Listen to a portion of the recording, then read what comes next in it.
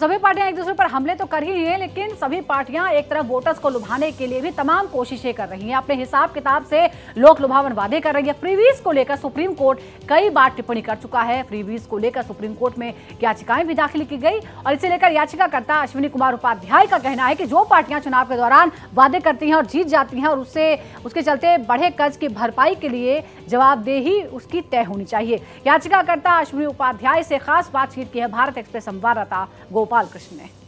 दिल्ली विधानसभा के चुनाव को लेकर सभी पार्टियां अपने अपने तरफ से लोक लुभावने वायदे कर रही है। हाल ही में सुप्रीम कोर्ट ने फ्रीबीज को लेकर के कड़ी टिप्पणी की थी और कहा था कि जजों को पेंशन देने के लिए पैसे की बारी जब आती है तो वित्तीय संकट खड़ा हो जाता है।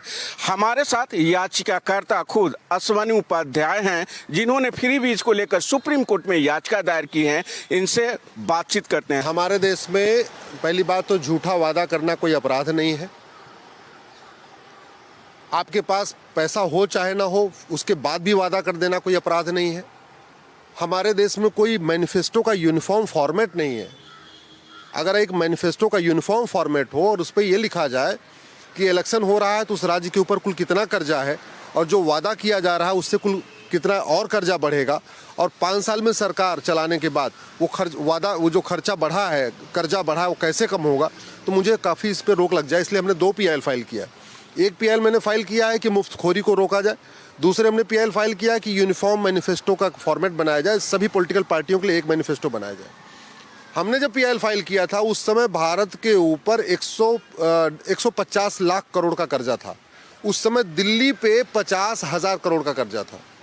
इस समय भारत पे 225 लाख करोड़ का कर्जा है और दिल्ली पे 1 लाख करोड़ का कर्जा है। टोटल 1 लाख करोड़। दिल्ली छोटा सा राज्य है, 2 करोड़ की जनसंख्या है, 1.5 करोड़ वोटर है और यहाँ पे 1 लाख करोड़ का कर्जा है।